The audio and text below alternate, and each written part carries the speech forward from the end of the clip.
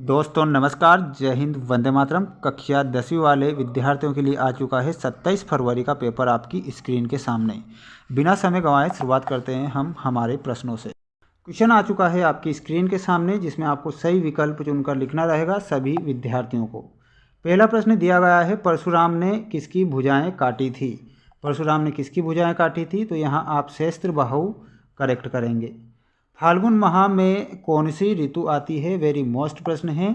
फाल्गुन माह में कौन सी ऋतु आती है, तो यहाँ आप बताएंगे वसंत ऋतु आती है फाल्गुन माह में। अगला जो क्वेश्चन दिया गया है, जिसमें दिया गया है चौपाई में कितनी मात्राएं होती है, चौपाई छंद में कितनी मात्राएं होती है, तो यहाँ आपको बताना है 16 मात्राएं होती है चौपाई छंद के प्रत्येक चरण में। अगला क्वेश्चन है जो कि आपसे पूछा गया है, बाल गोविंद भगत गाते समय क्या बजाते थे। जो बाल गोविंद भगत है वो गाते समय क्या बजाते थे, डफली, सारंगी, खंजड़ी या फिर यहाँ पर ढोलक। यहाँ पर आप खंजड़ी करेक्ट करेंगे सभी मेरे प्यारे विद्यार्थी। जितने भी विद्यार्थी हमारे साथ में जुड़े हुए हैं सभी को चैनल को सब्सक्राइब करना है। हमारे द्वारा आपको वेरी मोस्ट प्रश्न बताए जा रहे हैं जो कि आपकी एग्ज़ाम में 99% पूछे जा सकते हैं। ठीक, ऐसे प्रश्न हम आपको बताएंगे।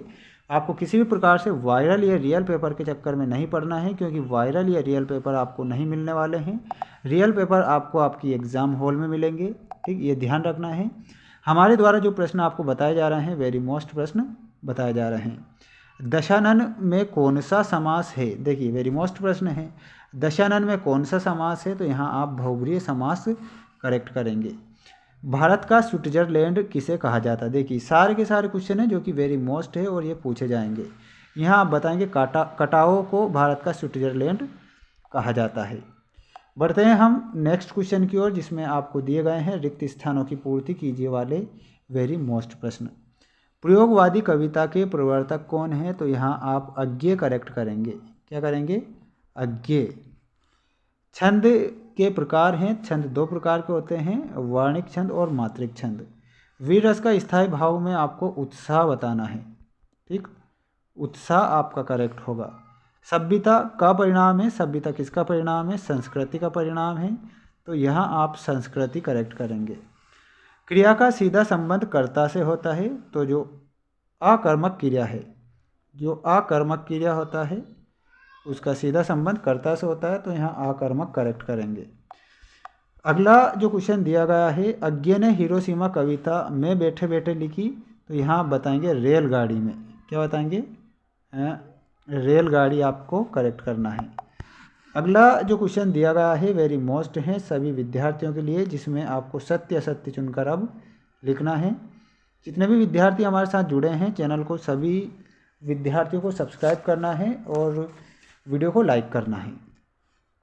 जयशंकर प्रसाद ने जो मधुर स्वप्न देखे वे पूरे हो गए थे, तो यहाँ असत्य होगा। चौपाई छंद में 24 मात्राएं होती हैं, तो 16 मात्राएं होती है, यह सत्य होगा। बाल गोविंद भगत अपनी खेती की पैदावार पहले कबीर मठ में लेकर जाते थे, तो ये आपका सत्य होगा। जिस क्रिया का प्रभाव कर्म पर पड़ता है वह सकर्मक क्रिया होती है, तो ये आपका हो जाएगा सत्य। सारे देश में आस्थाएं अंधविश्वास एक से नहीं है, तो यहाँ पर असत्य होगा।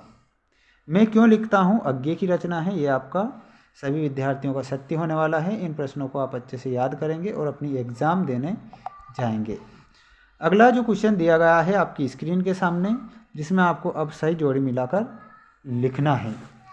योग का संदेश में आपको मिलाना रहेगा उद्धव से, श्रृंगार रस में रति स्थाई से, और नवाब साहब ने 2 खीरे खरीदे थे नेताजी की प्रतिमा कस्बे के चौराहे पर। परिमाणवाचक क्रिया विशेषण में आपको क्रिया के परिमाण का बोध कराती है, मैया कड़वा तेल लगाती है। इस प्रकार आप करेक्ट करेंगे। बढ़ते हैं नेक्स्ट क्वेश्चन की ओर, जिसमें आपको दिए गए हैं एक शब्द या एक वाक्य में उत्तर लिखिए वाले सारे वेरी मोस्ट प्रश्न हैं, और इन प्रश्नों को भी आप याद रखेंगे। शिव का धनुष किसने तोड़ा था, शिव का धनुष तोड़ा था भगवान श्री राम ने। ठीक, भगवान श्री राम ने तोड़ा था। किस छंद में 24 मात्राएं होती हैं, तो दोहा छंद में 24 मात्राएं होती है, तो यहाँ दोहा। बाल गोविंद भगत क्या काम करते थे, तो खेतीबाड़ी का काम करते थे, तो लिखेंगे आप खेतीबाड़ी। ठीक, खेतीबाड़ी। और अगला क्वेश्चन है, जिन शब्दों से करने या होने का बोध होता है वे शब्द क्या कहलाते हैं, तो वे शब्द क्रिया कहलाते हैं। क्या कहलाएंगे, क्रिया। राम क्या कर रहा है किस प्रकार का वाक्य है, कमेंट बॉक्स में बताना है, क्वेश्चन मार्क है। गंतोक का अर्थ होता है पहाड़, पहाड़ आप करेक्ट करेंगे।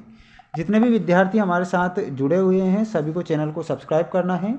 अगला जो वीडियो है बहुत ही ज़्यादा मोस्ट होने वाला है आपकी एग्ज़ाम के लिए और आने वाला है बहुत ही जल्द, ये ध्यान रखना है। सभी विद्यार्थी चैनल को सब्सक्राइब करेंगे।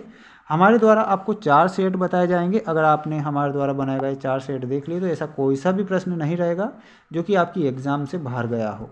मिलते हैं नेक्स्ट वीडियो में। जय हिंद, वंदे मातरम।